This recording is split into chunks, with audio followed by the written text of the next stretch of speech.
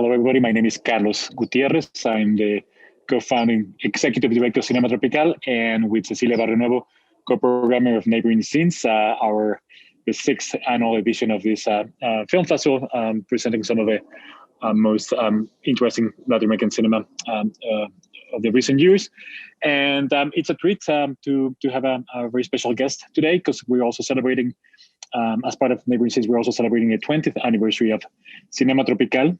And it's a great pleasure to have one of the pioneer directors of Latin American cinema, Martín Rejtman, which the story of Cinema Tropical, as well as the story of recent Latin American cinema, is very linked to his work and to his filmography. He was born and raised in Buenos Aires, where all of his films take place. He studied film at the Escuela Panamericana de Arte and at New York University. His first film, Rapado, in 1992, really launched a new way to make films in Argentina and Latin America. And then it was followed by Silvia Prieto, from 1999, which actually is currently streaming as part of Neighboring Scenes. And you haven't seen it yet. It's a wonderful opportunity to do it. It's going to be streaming till next Monday, April 12th. And other films of his include The Magic Globes, Los Guantes Mágicos from 2003. The documentary film Copacabana from 2006, the medium-length film Elementary Training for Actors from 2009, which he co-directed with playwright Federico Leon, Two Shots Fired from 2014, and the short film Shakti in 2019. Martin, a great pleasure to have you here with us. Thank you for inviting me for this conversation, Carlos, and congratulations for the 20th anniversary of Cinema Tropical. I was right there in the beginning, as you mentioned. Silvia Prieto was screened, I think, in the very, very beginning of Cinema Tropical. So I feel like I'm part of your organization somehow. Yes, exactly. That screening of Silvia Prieto was the first one that Cinema Tropical ever did on February 20th, 2001 at the Pioneer Theater in the East Village. And then from there, the organization launched, and then later, and we continue working with you in theatrical releases of many of your films. So it's a great honor to have you here. I guess there's a lot of issues to talk about. I think the pandemic, this historical moment is really good time to look back on what's happened with Latin American cinema in the past 20 years, or even more in your case. So let's backtrack a little bit. I'm curious. When did you decide you wanted to go to film school? I think when I was around 15, I was at high school, and together with a couple of friends from high school, we decided we wanted to study filmmaking. And we were planning to go to Spain and study filmmaking in Madrid. I don't know why, but that was the plan. But then when I was 16, I decided that it was too complicated. It was going to be too complicated to make a living making films. And then when I went to university, I started studying actually history instead of filmmaking, thinking maybe that it would be easier to make a living teaching history or researching history. It was a little naive, but both professions, I think, are very difficult in a way. But I just studied 1 year of history, and then I went to New York to NYU and studied filmmaking. At the same time I was studying history, I was taking some film courses in Buenos Aires.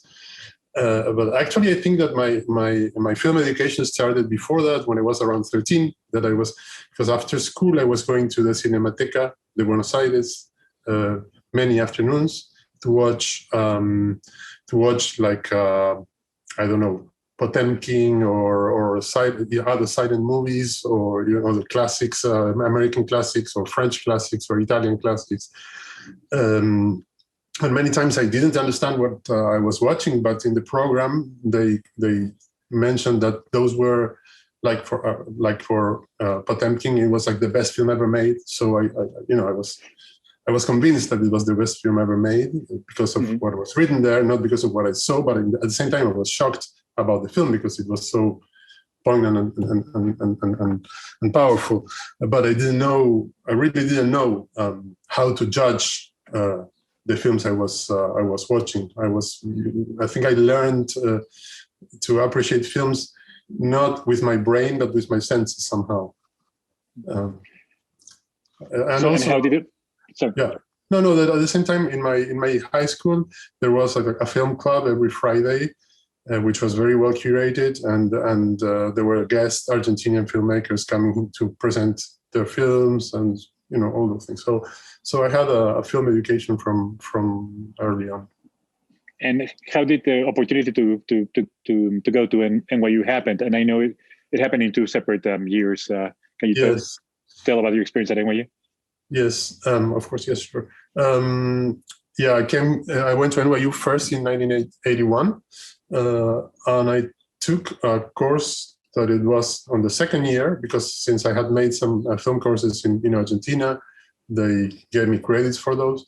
So I took a course called Sight and Sound. I don't know, maybe they still have it. And it was wonderful. It was really great, because you would get we were divided in groups. You would get a Bolex camera with a 3-minute roll or 100 feet roll of 16 millimeter black and white film, and you would shoot every week and edit and do sound, and then project the film in class for people to watch it and criticize it and analyze it.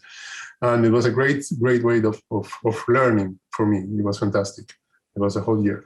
Then I went back to NYU in 85, I think, and I wasn't so happy about it, because the practical aspect of the education wasn't there anymore. I mean, you would make one short film in one semester, which was not the same thing as making one film every week. But yeah, I mean, in any case, I had a great experience there.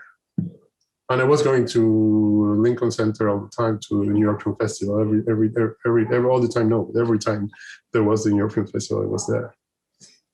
And to the Museum of Modern Art for new directors as well. In that sense, being in New York in the mid '80s, that was kind of when the boom of the then American independent cinema was also starting. Jim Jarmusch, Hartley. Yes. Probably the early Guzman Sand, the Coen brothers. Do you think that also influenced in terms of how you? Yes, I think films? It was in the air. No, I mean, I think it was in the air. It was, this feeling that everything was possible somehow. That now it's gone, even though it's easier to make a film in digital. Back then, you had the feeling that you could make an independent movie and you could, it could be a success. Now that it doesn't exist anymore, I believe. It's completely changed. So how tell us about Rapado, this influential film that kind of sort of was mark a before and after in Argentine and Latin American cinema. What was the impetus of making it? How do you fund it? Can you tell us a little bit about your first feature film? Yes. Before that, there was another project of a feature film that I couldn't finish, and then I was a little frustrated, and I started writing.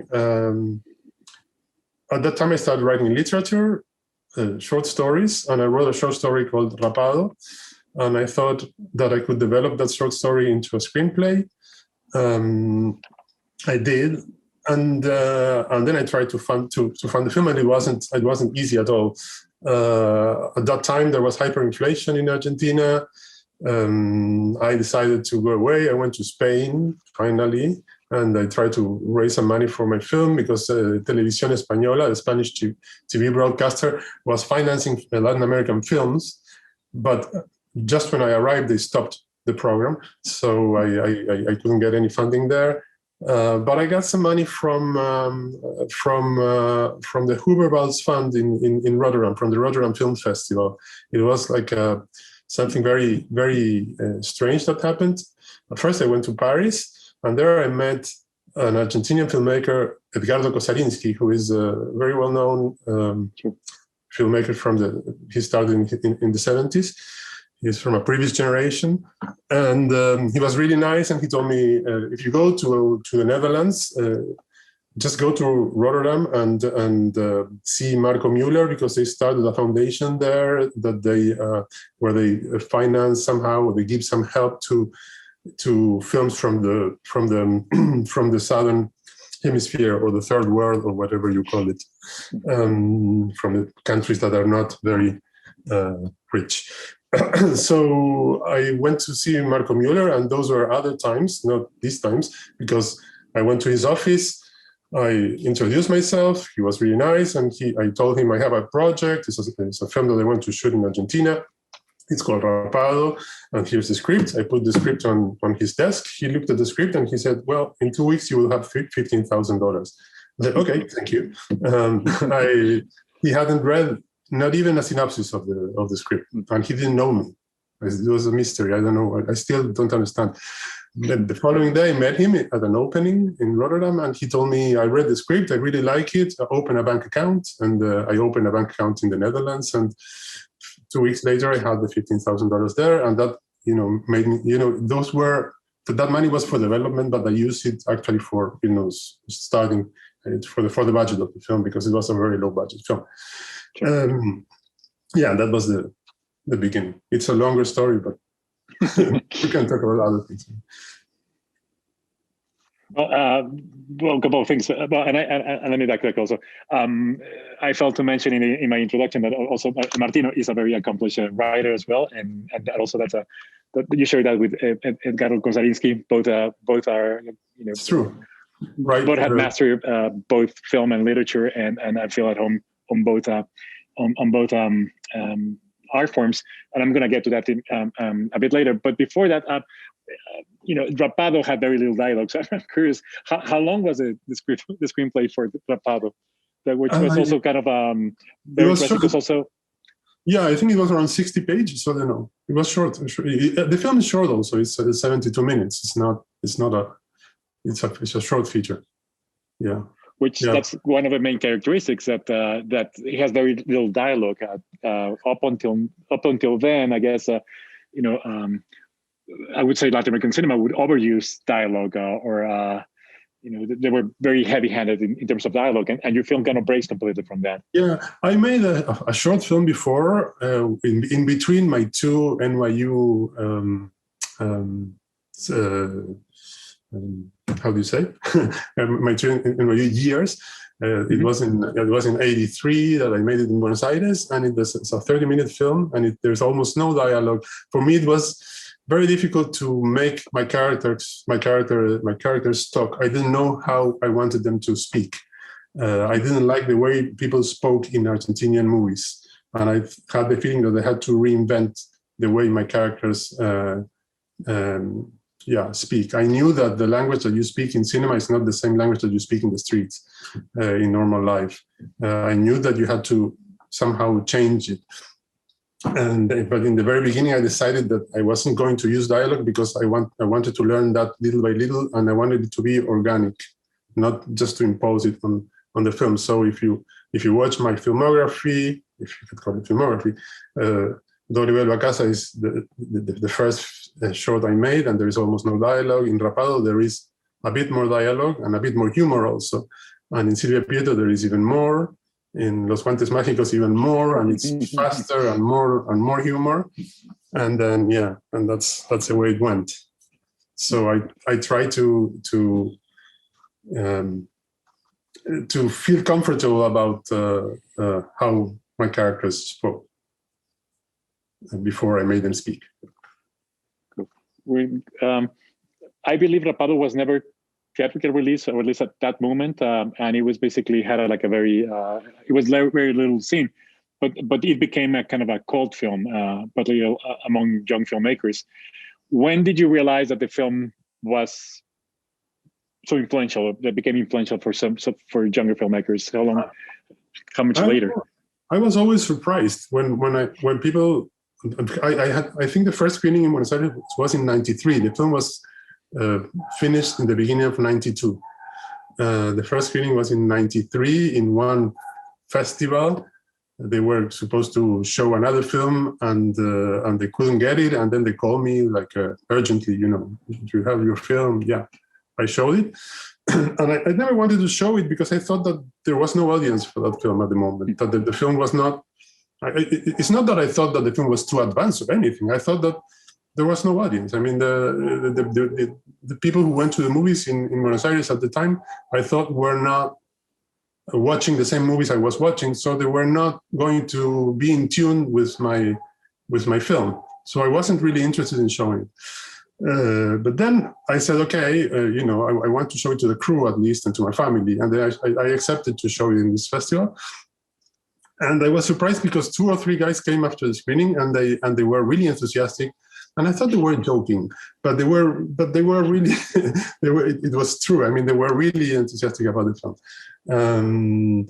And then, I don't know, I think that little by little, the film got some kind of reputation, and it was released in '96, finally, because they called me from the Film Institute that they had opened a movie theater, and they asked me if I wanted to show it there, and I said yes, but I really never tried to, I don't know, in '96, I think there was an audience for the film already, because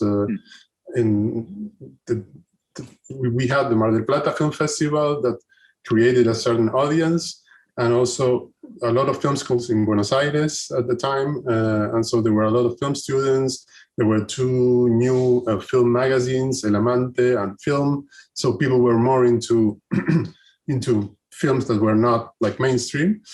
And I think, yeah, in '96 there was already an audience, and I think from then on the film is still playing somehow in different venues or festivals or retrospectives or platforms. So yeah. Cool. When I ask you, you already mentioned Dolly Goes Home, Dolly Vuelve a Casa, which was also you work with wonderful Rosario Bléfari, who fortunately died for a young age last year. For those in the US who are not familiar with her work, she was a very emblematic figure, singer, songwriter, poet, and actress. She worked with Martín in his films. So how did you meet Rosario, and how did your artistic collaboration came to be?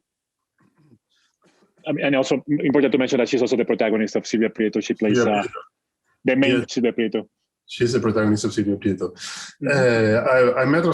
I wrote the script for Dolly Vuelve a Casa, and I wanted. I was studying painting at the time, and a guy who was in the same workshop as me, Martín Rejtman, who is now an accomplished painter. I wanted him to be the main character for Dolly Vuelve a Casa, and I knew that he had a girlfriend, and I actually wrote the part of the girl for Martín's girlfriend, even if I never saw her. I don't know. I thought that she was going to be the right person for the character. And one day I met her at a bar. She just stopped by to drop something for Martín, and I looked at her and I said, "Okay, yeah, she will be Dolly. I mean, she looks perfect for the role." And that's how I met her. It's as simple as that. I had an intuition without knowing her that she was going to be the right person for the character, and she was. And then I kept working with her, and I wrote Silvia Prieto for her, and she was also the main character in that in the film that I started shooting and I couldn't finish in '88. So she was also going to be in that other film that you. Yes, she was the main protagonist. Sistema Español was the. Yeah, but that was a working title, so we didn't have a title. Just out of curiosity, what happened with that specific project? What happened with that project? Why didn't it came through? Oh, it's a long story. We had problems with. I had problems. It's a long story. The producer was a German guy, and he got a little. I don't know. I never knew, but he disappeared one day. After 1 week of shooting, and then I heard that he did the same in Israel following year, and I think in Texas as well. So I don't know. It didn't. I couldn't finish it. I still have some footage, but I'll never finish it. So from Rapado, how it is that you go on to make a Silvia Prieto, and I know the Silvia Prieto, the shooting went on for too long. 4 years. Almost 4 years to make. Yes. Okay. It's like it took me a long time to get the money for making Rapado, and then I didn't want to wait for so long for my next film, and I decided to write a script that I could shoot with very little money and friends, and very small crew, and that was the script for Silvia Prieto. The thing is that we were shooting on weekends, and then I didn't have to wait for the money, but the film took a very, very long time to get made. But it was a fun experience. I mean, I wasn't really anxious about not finishing it. We were all friends. We were having a good time. I think it was a way of having it wasn't 4 years, I think it was 3, having like a 3-year long, not vacation, but really, really fun time making a movie. And we were really good friends. The crew was changing all the time because nobody could commit himself or herself for such a long time. But the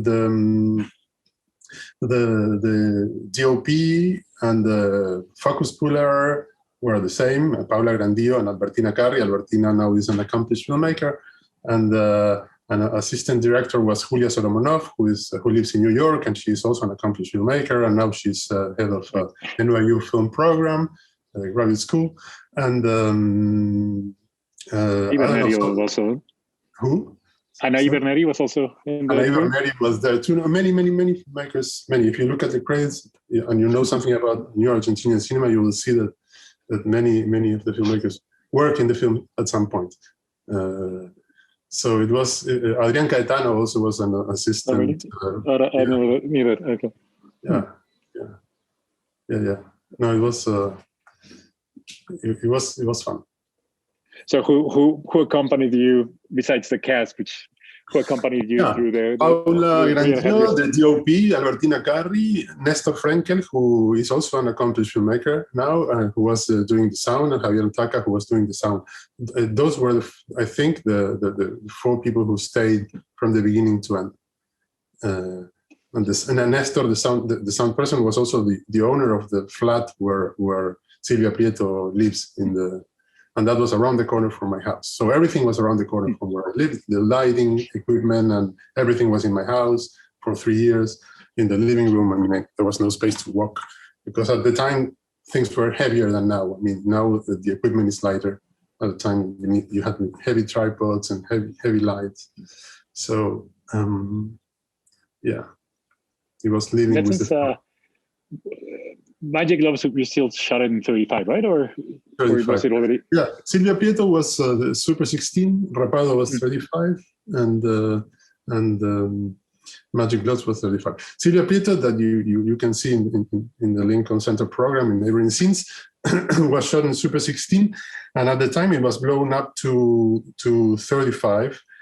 And now we did a couple of years ago a digital restoration of the film, and the scanning to digital is it looks much sharper than the 35 millimeter blow up. So it looks nicer. I think it looks better.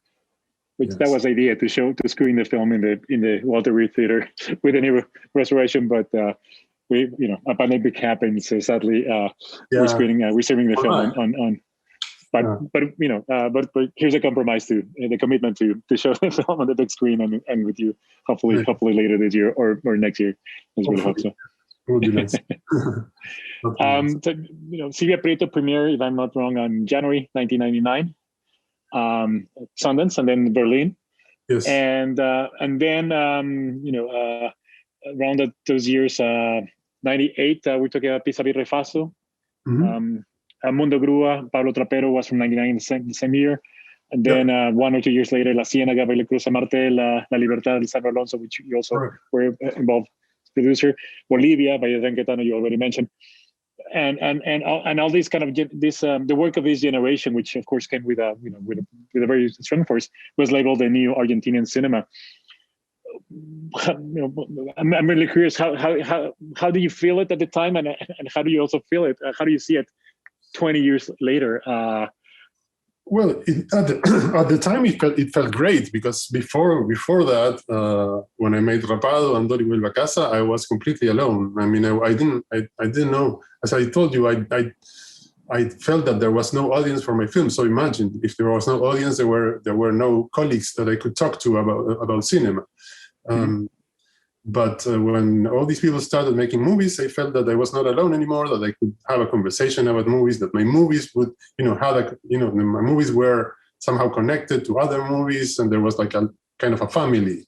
I think that was the feeling at the time, and I still have that same feeling. I feel that we are all part of a big family. I never use this image, but I think that's more or less how it is. Even though we don't see each other very often, but when I see some of the people you mentioned, we are happy to see each other, and we can have a chat, and I watch their films. I hope they watch my films. So yeah, and that was the very beginning. But then many other filmmakers came along, and the movement, it kept growing. People were, very fast. They said there is a new Argentinian cinema, and maybe like 3 or 4 years later, they already said the new Argentinian cinema is dead. I don't know. I mean, those are things that the critics say, but for me, the feeling of having other people to talk to about cinema and to speak the same language about cinema with them it's still there. Even though you could say that the new Argentinian cinema doesn't exist anymore as a I don't know, as something that the critics recognize as a trend, we are still there making movies. I mean, it's kind of interesting, though, also, because that was the last label used in Latin America. But what's happened since then, of course, I mean, production has exploded and great filmmakers have emerged. But I think that's still part of the problem. It hasn't been really fully categorized. It's not that we have to place heavy labels on them, but it has been completely, or not completely, but largely uncategorized, which I find very intriguing. Is there any Argentine filmmakers of the younger generation that you particularly admire or respect? Or other filmmakers in Argentina, you mean? Yeah. From new generations? Yeah.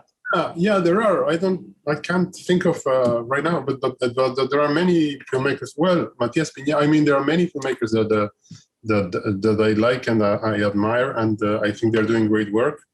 And many are just starting also.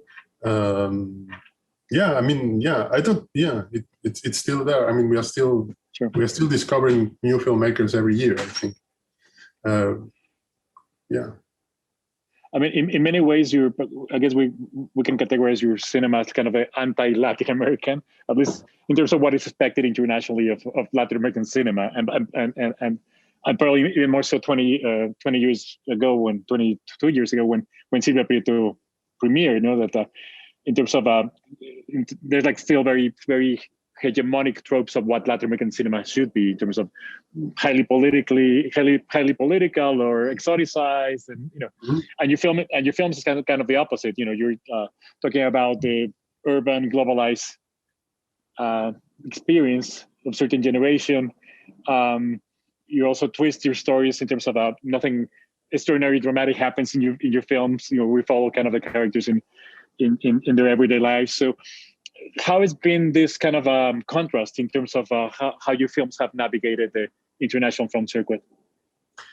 I think on the one hand, I've been lucky because my films have circulated the film festivals and stuff. I mean, I haven't been ignored, but on the other hand, I feel that I'm still like a weirdo, no, like a freak somehow. I mean, I'm not. I'm making comedies. I mean, who's making comedies today? I mean, in Latin America, it's still today. I think I don't fit in any label or category, or I don't know. And this is and this makes things harder for me in terms of getting financing and stuff like that, because I think it's still more or less the same as when I started. That Latin American, the people want from Latin American films the same thing now that they wanted then.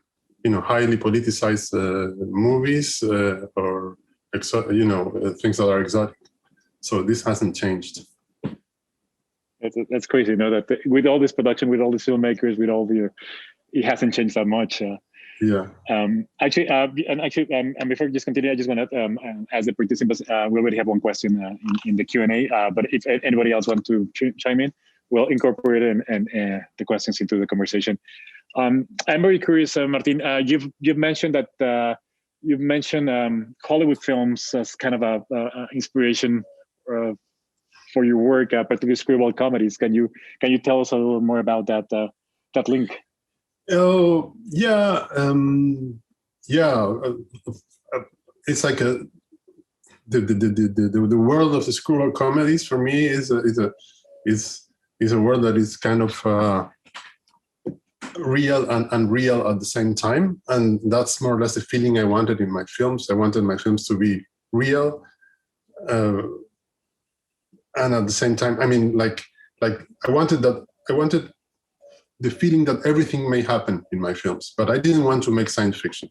And so the closest thing to that was a screwball comedy, I think, where anything can happen, but you still have the feeling that you are in, it's real life, contemporary and stuff like that.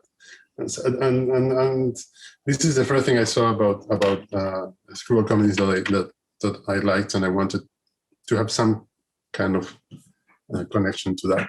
And also the way people speak in those films. As I said before, this idea of that you don't speak in films in the same way you speak in real life, and you have to invent a way of speaking. The way that people speak in screwball comedies is unique to screwball comedies.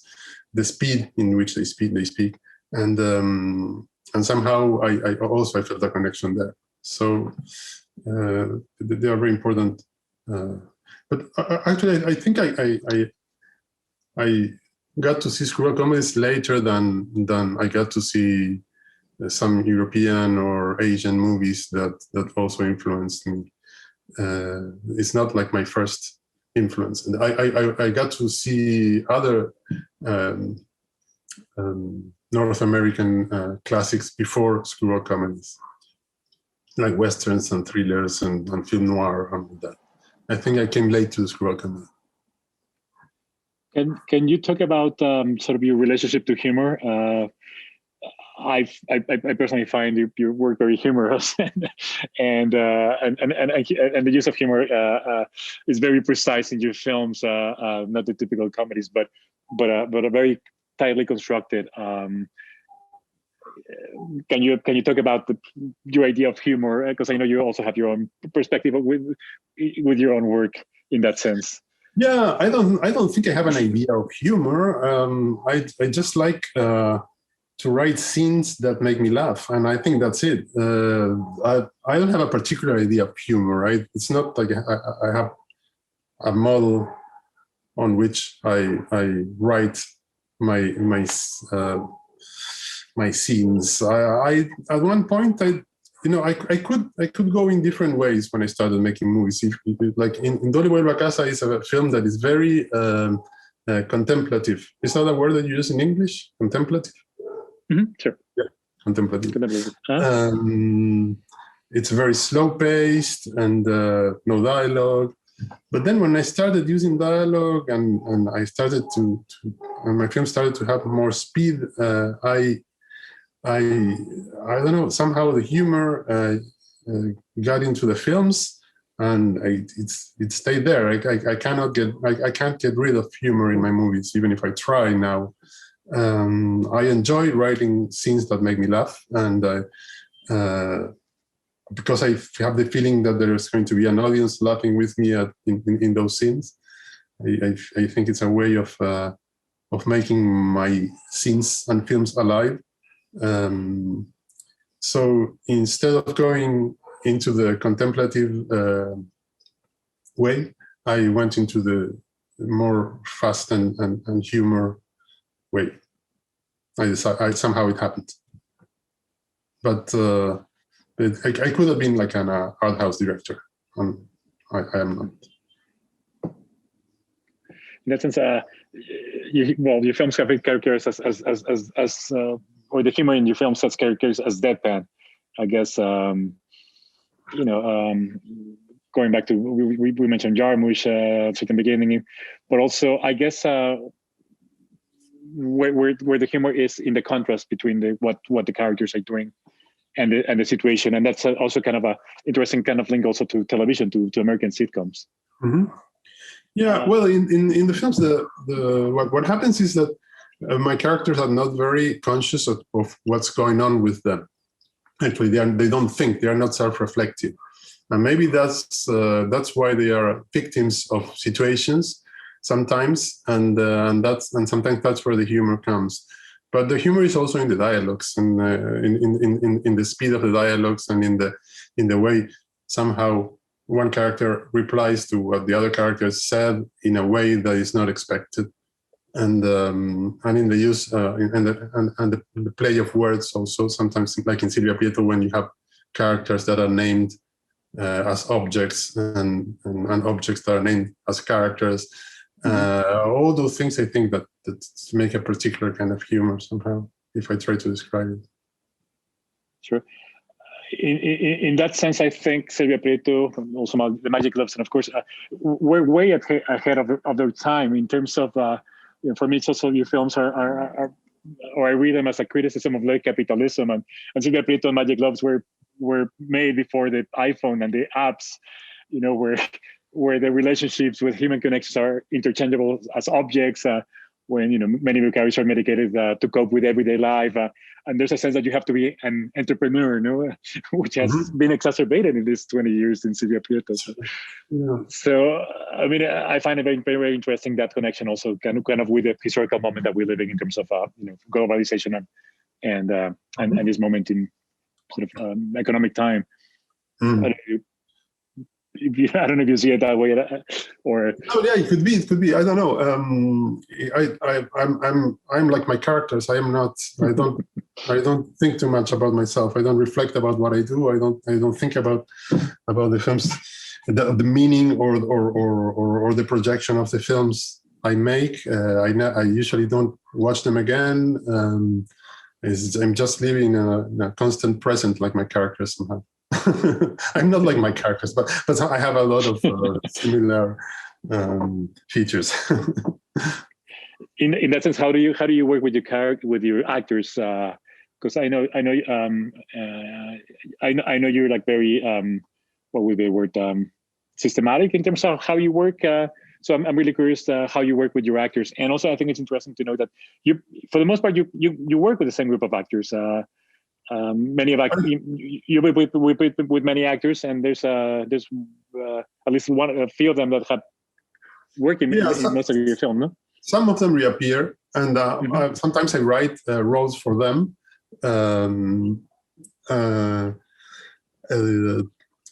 It's not easy for me to find new actors because I have to find people who really surrender to the film I want to make.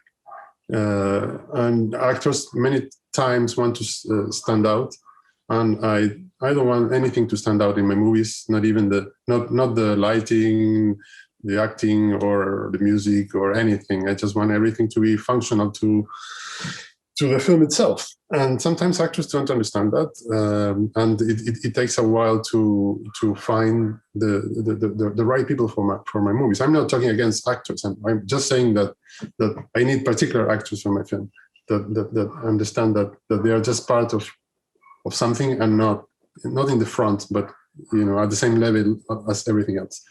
And then I rehearse a lot with them because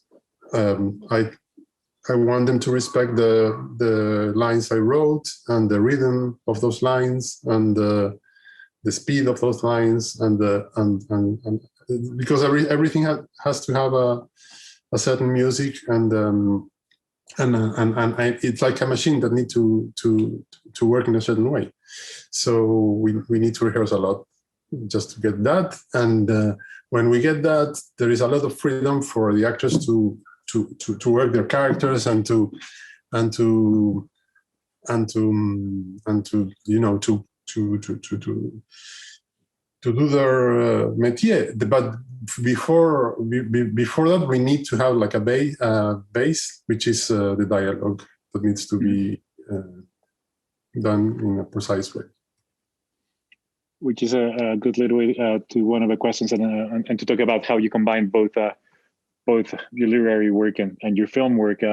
Margarita Tortora is asking, since you're both a filmmaker and a writer, have any of your films started as a literary text? And if so, how do you translate it, transpose the literary text into cinematic language?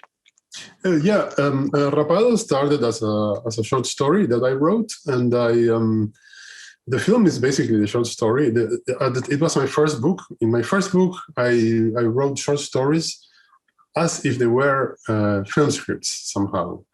Using the same technique in the third person, present tense, with the description of actions, no thoughts. And so it was easy there was still an adaptation, but it wasn't that difficult. And I also picked some little scenes from other stories from the same book, and I put them in the script of Rapado. So that's the only film I made based on one of my short stories. But Silvia Prieto, the origin of Silvia Prieto is a novel by Valeria Pavan, and it wasn't finished when I read it. She gave me a manuscript of I think 50 pages, and I used part of that novel for the beginning of Silvia Prieto. The idea that she works in a cafe and then she counts how many coffees she served. The idea that she has an ex-husband. Many things that are in Silvia Prieto come from in the beginning of Silvia Prieto come from the novel, but then I developed the script in another direction, completely different. So yes, I did that twice actually. Later, afterwards, all my scripts are original. I wrote the scripts for the movies myself. And how do you balance your life as a writer and as a filmmaker? What do you like about the literary world that the film world doesn't give you, and vice versa? How do you combine them personally? Well, my life is completely unbalanced, so I don't think I balance anything. But usually I don't do the two things at the same time. Usually I either write a script or I write short stories. But now I'm doing both at the same time. But I think I'm doing none. It's like I don't know. I'm in a moment that I cannot really focus too much on anything. So, but I have a short story that I'm writing, and I have a script that I'm writing at the same time. Maybe I should drop one of them and just focus on the other. What is the part of the filmmaking process that you enjoy the most? Writing the screenplay, or it's the sound mix actually. When everything is done, and I know that's what it is. I don't struggle with my idea of what the film was going to be. The film is already there. And everything that you can do in the sound mix is to make it better. And so I enjoyed it a lot. I really like it. And I like sound a lot. I don't know, I like to hear details. And I don't use usually music in my movies, like background music, or how do you say it, non-diegetic music. Mm-hmm. But I like to use sound as music somehow. So that's why I enjoyed so much the sound mix.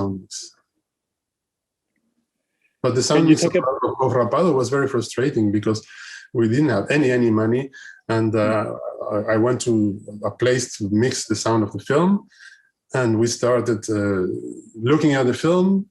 It was 15 minutes, and then they were, doing something, with, touching things and levels and stuff.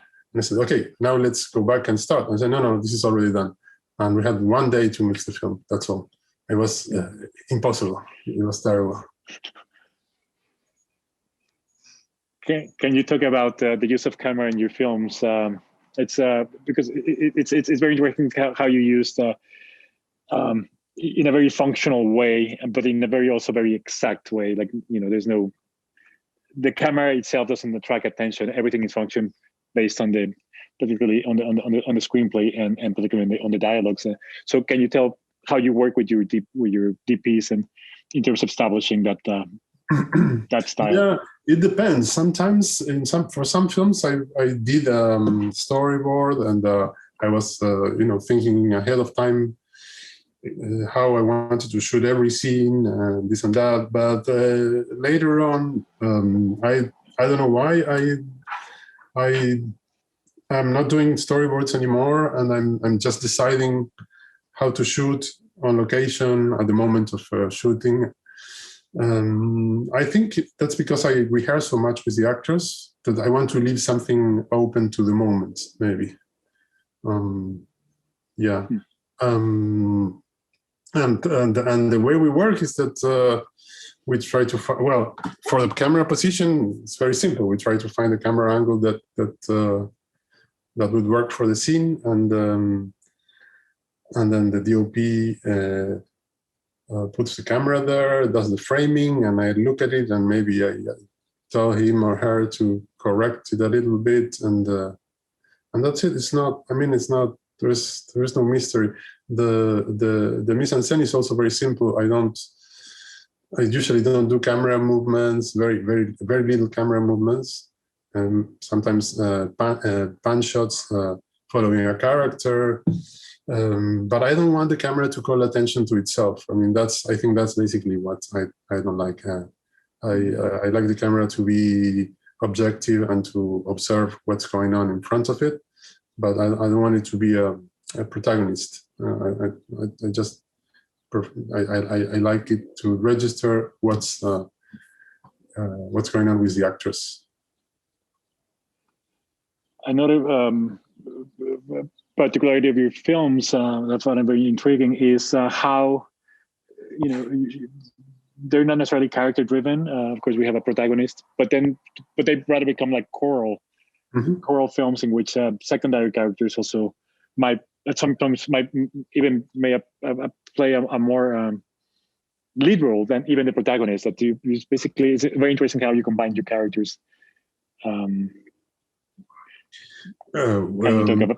you talk about that precisely? I think in many of my films there is one main character, and then there are other characters that are around this main character, and they connect to this main character as if they were satellites in a way, and they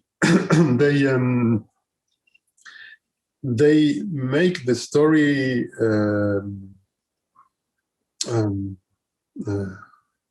advance somehow. No, they because of them we have scenes. Because of them we have a story. Otherwise we would have a main character, which usually in my films is very new. The main character is very neutral, and the characters who are more alive somehow are the ones that are around this main character, not the main character. The main character usually is very receptive, and the other characters are more like intruding into his or her life. There is no reason for that. I think, there's no reason for that. It's the way the stories come to me somehow. I'd never follow a method. I don't know anything about traditional screenwriting. Some people told me to mention like a plot point or the climax or this and that, and I'm not aware of those things for good or bad. But I just don't follow those rules. So I think I created my own way of writing, and sometimes I get lost in writing, and it takes me a while to find a way. In the end, I finish the script and I make the movie. But but it's everything is as I said before. I'm not. I don't reflect too much about what I do, and everything is intuition somehow.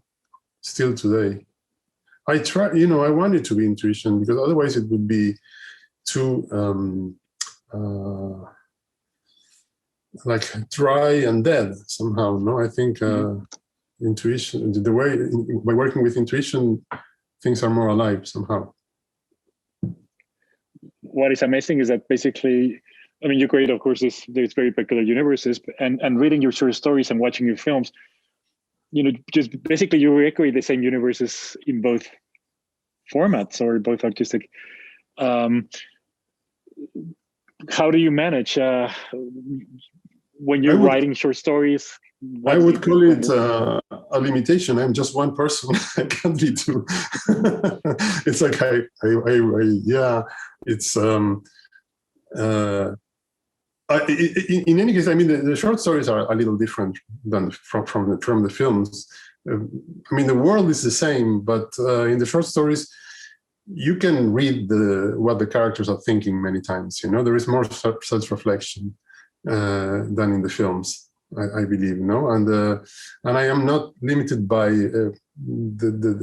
this idea that I have to produce what in terms of getting the money for and then shooting what I'm writing. So I have less limits when I'm writing literature than when I'm writing a script, for example. So I think that I can go farther with literature than with cinema in terms of traveling, more than in terms of achieving some big goal. But I think, yeah, there is more traveling in literature, in time and space also. We have another question kind of related from Jessica Diaz. She says, as a director who writes his scripts, could you say the movie is complete in the script, or do you stick to it, or does it transform as you film? No, I stick to the script as much as I can. Usually I'm very faithful to the script, but then I'm very happy when I see changes later on, because there is something about the rhythm of a film that is never, it can never be in a script, even though I have the rhythm of the dialogues in my head and we rehearse with the actors in order to get that same rhythm. But there is something about the editing, the cutting, the ellipses, how the ellipses work, how the sound from one scene cuts to the sound to the next scene. All those things, the colors of the film, how the images work together in combination. I mean, those things cannot be in the script, and I'm always very, very curious to see the final result, and I'm always very surprised. It's always like a new film. When I write the script, I have the feeling that I know everything about the film, and then when I start shooting, I realize that I don't know so much. When I go to the editing room, I realize that I knew nothing, and then during the sound mix, I realize that there's something else that looks a little bit like what I wrote, and in the end, okay, there is the film, and when I show it to an audience. I think it's the moment when the film, it's the first time it is alive, and it's something different from the script, of course. Yes. In that sense, I'm curious. What was your experience doing the documentary film Copacabana? Was it 2006? Because since you're so focus on creating very, very specific worlds and atmospheres and universes. Working with nonfiction is a whole different approach. How was the experience of making a nonfiction film? It was very interesting. It was a commission. The film was a commission, and I was very glad that they gave it to me. And it's a film about the Bolivian community in Buenos Aires. So I didn't know in the beginning how to approach it and how to shoot those scenes, and I started shooting in a completely different way from my fiction movies. But at some point, I realized that I prefer to have the camera as an observer and to have like a big frame where everybody could fit, and to see it was basically most of the film is dance groups rehearsing for a festivity of the Bolivian community in Buenos Aires. So it was recording them, basically rehearsing the dances, and through those rehearsals, just to get to know a little bit about the Bolivian community, which I didn't know at all at the moment. So it was researching and making the film at the same time. And it was very relaxing for me because I didn't have to prepare anything almost. I didn't have to prepare anything with actors. I didn't have to, I'm also a little bit obsessed with the props and objects that are in the set, and so there I couldn't control anything. And was it in that sense was liberating, or it was very liberating. It was like a holiday. It was great. But it was great to little by little, to get to know a different world, which is what happens when you make a movie also. A fiction movie. I mean. We're running out of time, but I still have two questions. If anybody wants to make a question, we can take one last one. You were saying at the beginning that during the new Argentinian cinema, there was kind of idea that everything was possible. 2021, and with having built a very strong and influential filmography, is it as difficult as always? How is it for you? Oh, I think it's more difficult in many ways than before. Yeah.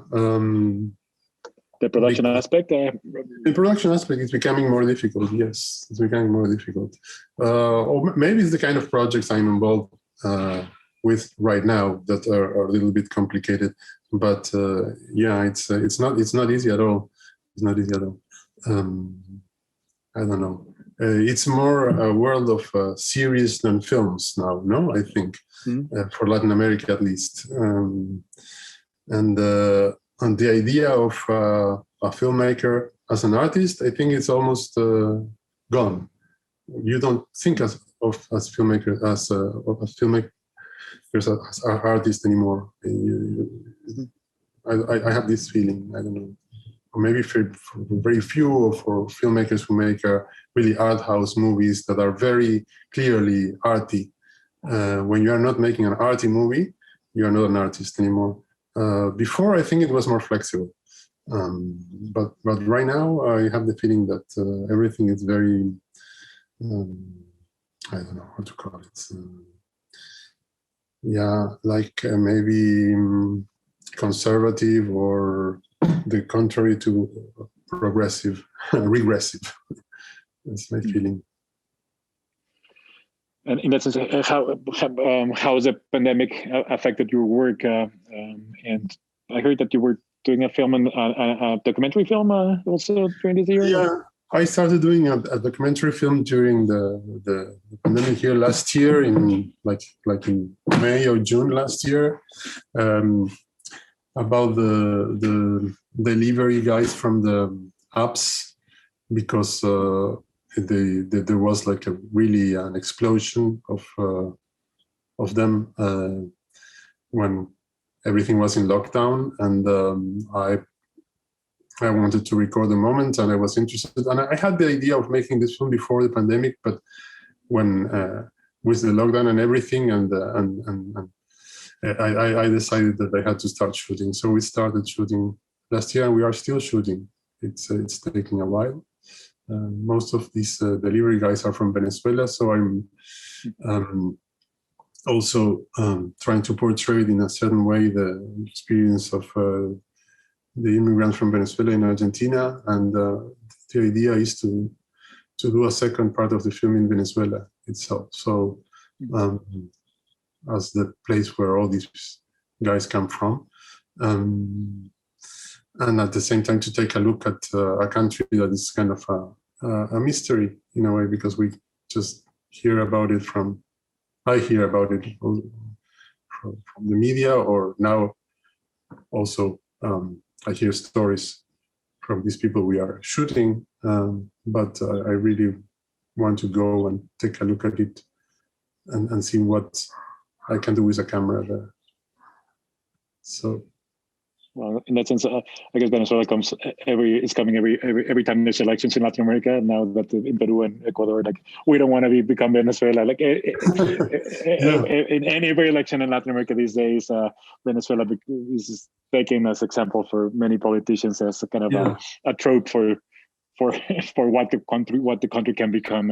Even in the U.S., I heard during the last elections, we don't want to be Venezuela. I mean, even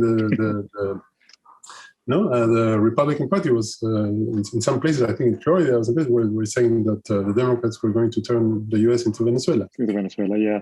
It's at least been taken into that trope. So it'll be a little bit while since to watch that documentary film. No, I thought it was closer to completion. But... No, it will take a while. Okay, yeah. I mean, that I have to say, knowing you for so many years, that I really admire you a lot. That you really take your time to make your films, because there's also in these 20 years we also saw another trend, particularly coming from American cinema, that you have to be productive and you have to continue making films in order as a way to validate your own career. So I'm really glad that you really take the time you need for each project. Sometimes more than the time I need. Sometimes, but that's the way it is. So great. Well, thank you, Carlos. Thank you so much, Martin. Thanks to great pleasure. The people who watched this conversation. Thank you.